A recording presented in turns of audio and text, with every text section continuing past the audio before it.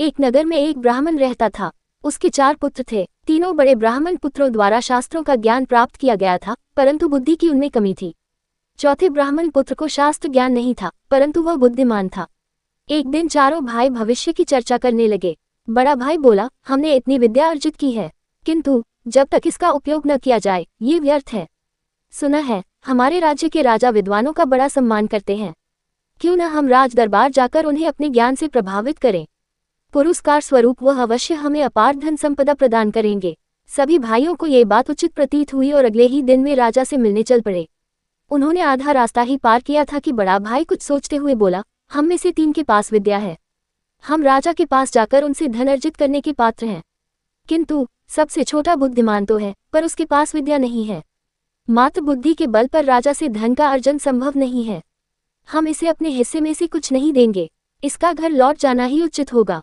दूसरे भाई ने भी बड़े भाई का समर्थन किया, किंतु तीसरा भाई बोला, ये हमारा भाई है, हम सब साथ पले बड़े हैं, इसलिए इसके साथ ऐसा व्यवहार अनुचित होगा। इसे साथ चलने देना चाहिए, मैं अपना कुछ धन इसे दे दूंगा। अंत में सभी सहमत हो और आगे की यात्रा प्रारंभ की। मार्ग में एक घना जंगल पड़ा। जंगल से गुजरते हुए उन्हें शेर की हड्डियों का ढेर दिखाई पड़ा।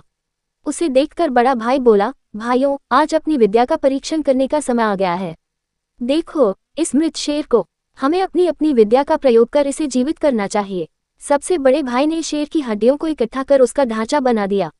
दूसरे भाई ने अपनी सिद्धि से हड्डियों के ढांचे पर मांस चढ़ाकर रक्त का संचार कर दिया। तीसरा भाई अपनी विद्या से शेर में प्राणों का संचार करने आगे बढ़ा, तो चौथे भाई ने उसे रोक दिया और बोला, भैया कृपा कर ऐसा अनर्थ मत कीजिए। यदि यह शेर जीवित हुआ तो हम सबके प्राण हर लेगा।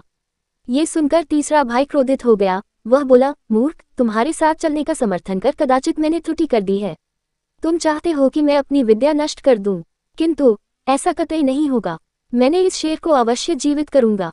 चौथा भाई बोला, क्षमा करें भैया, मेरा अर्थ ये कतई नहीं था। आपको जो उचित लगे करें, बस मुझे किसी वृक्ष पर चढ़ जाने दें। ये कहकर वही एक ऊंचे वृक्ष पर चढ़ गया।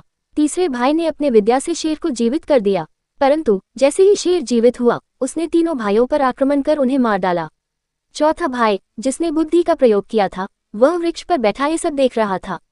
वह वृक्ष से तब तक नहीं उतरा जब तक शेर चला नहीं गया। सिंह के जाने के बाद वह वृक्ष से उतरा और गांव लौट गया। शिक्षा, बुद्धि सदैव विद्या से श्रेष्ठ होती है। शास्त्रों में निपुण होने पर भी लोक व्यवहार न जानने वाला व्यक्ति हमेशा उपहास का पात्र बनता है या समस्या को आमंत्रित करता है।